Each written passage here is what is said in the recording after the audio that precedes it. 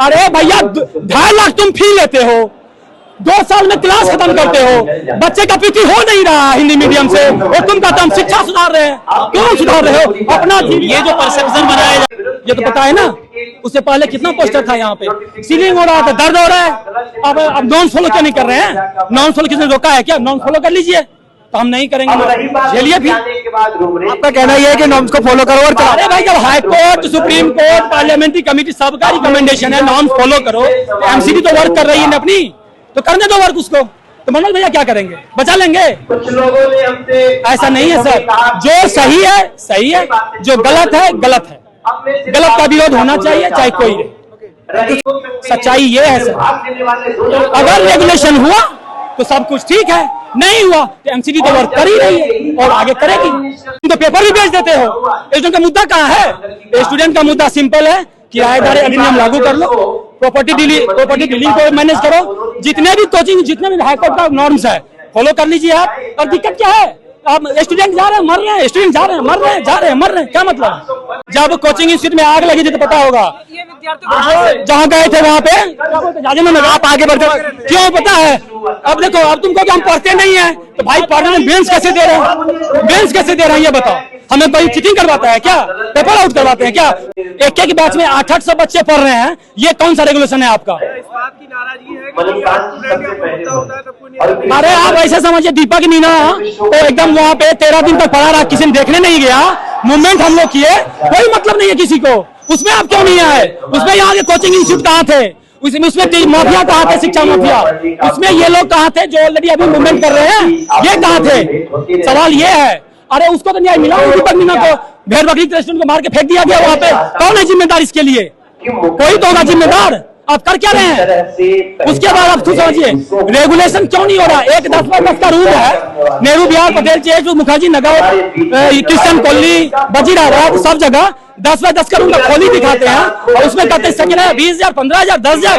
Regulation कहाँ है आपका? रेगुलेशन तो लेके आइए, वो नहीं लाया है। आपका विधानसभा, आप हर चीज को, स्टूडेंट का कोई नहीं है, स्टूडेंट का कोई नहीं है यहाँ पे। क्या क्या मांगे? सीधा मांग है कि एकदम प्रॉपर्टी डीलिंग, ये भी इसका रेगुलेशन होना चाहिए। जितना भी ऑलरेडी पीजी चल रहा है उसकी इंक्वायरी होनी चाहिए। जितने भी कोचिंग इंस्टीट्यूट है, एक कोचिंग अगर एक बैच में 800 बच्चे पढ़ रहे हैं तो क्यों पढ़ रहे हैं 800 बच्चे? इसकी जनरल इंक्वायरी होनी चाहिए।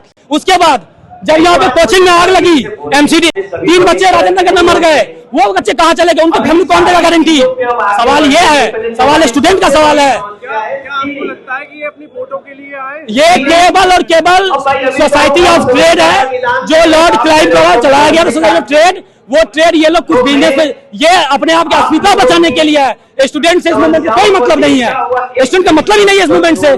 क्योंकि स्टूडेंट का मुद्दा क्या है? रेगुलेशन करो मूवमेंट का, कोचिंग इंस्टीट्यूट का रेगुलेशन करो, प्रॉपर्टी डीलिंग का रेगुलेशन करो, रेगुलेशन वो होना चाहिए ना। इसके बाद बताता हूँ, एक बार जब आप कहते हैं कि आज आपका टाइम ऑफ हो गया, महीना लग गया आपका, उधर से मकान मालिक का फोन आया, लो रेंट नहीं दिए, ठीक है रूम खाली करो। ये कौन सा तरीका भाई?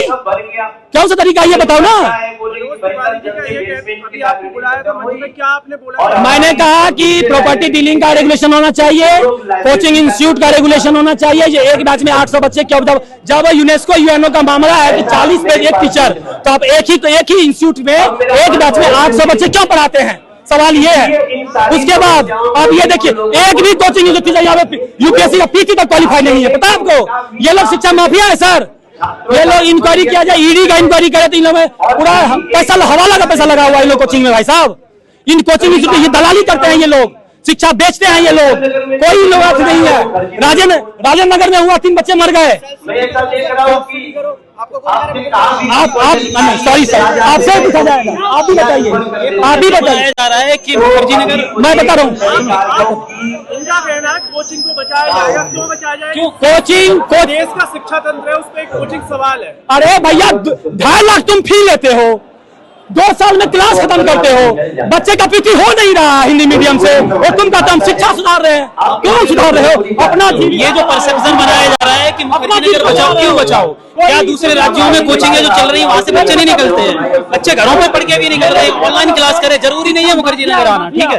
अन्य अन्य राज्यों में कोचिंग अपना स्टेब्लिश कर वहाँ पर खोली है, ठीक है, तो बच्चे वहाँ भी पढ़ सकते हैं। अरे एक बात बताइए, आप जनप्रतिनिधि हैं, आप सांसद हैं, यहाँ पे अगर मक्खी मरेगा ना, मक्खी को भी पता है सांसद को क्या हो रहा है यहाँ पे, पता है आपको? स्टूडेंट का जो मेन कंसर्न है वो सेफ्टी का है, ठीक है, सेफ्टी इंश्योर करें, सेफ्टी ये बिल्कुल इंश्योर नहीं करते हैं, ठीक है, और रेंट रेगुलेशन भी नहीं है, रेंट रेगुलेशन होना चाहिए। कोई भी बिल्डिंग कोड को फॉलो नहीं करता है, सारी बिल्डिंगें जर्जर पड़ी है, ये किसी भी टाइम गिर सकती है, ठीक है। नहीं बनेगा सर, यदि रेगुलेशन होगा, रेगुलेशन क्यों नहीं बनेगा? ये लोग पूरी अरे मेहनत से कुछ नहीं होगा सर, जो बच्चे को पता चल गया है ना, अब रेगुलेशन अगर नहीं बनाएंगे, रेगुलेशन बना लीजिए, फॉलो करने के लिए लोग तैयार है, बताओ वही नहीं फॉलो। अरे एक बात बताइए मुझे, जब सुप्रीम कोर्ट बहुत जल्दी गुस्सा हो जाते हैं। गुस्सा नहीं है सर, हम प्रैक्टिकल बता रहे हैं, आवाज ही ऐसा मेरा है सर। रीजन ये आपको पता होगा ना मेरे बारे में, जब कोचिंग इंस्टीट्यूट में आग लगी थी तो पता होगा, जहाँ गए थे वहाँ पे आप आगे बढ़ते, क्यों पता है?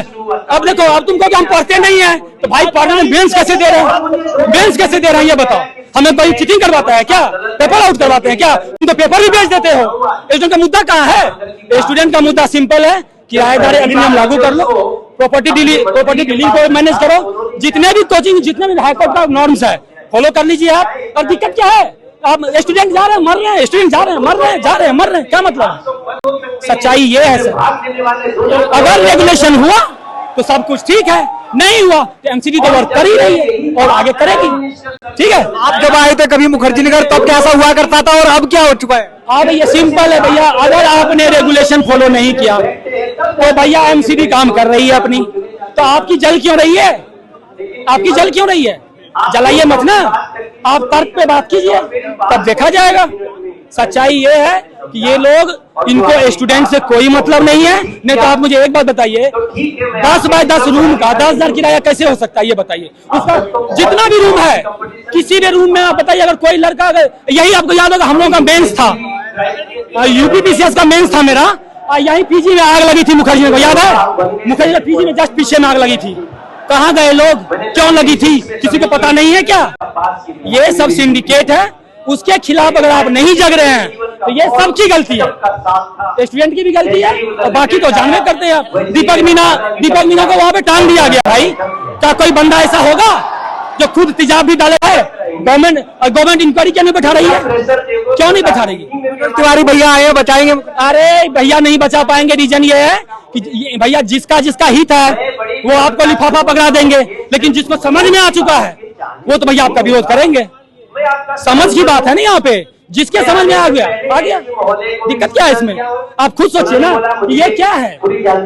यहाँ पोस्टर सब लगा होता था, ये तो पता है ना, उससे पहले कितना पोस्टर था यहाँ पे, सीलिंग हो रहा था, दर्द हो रहा है। अब नॉन फॉलो क्यों नहीं कर रहे हैं?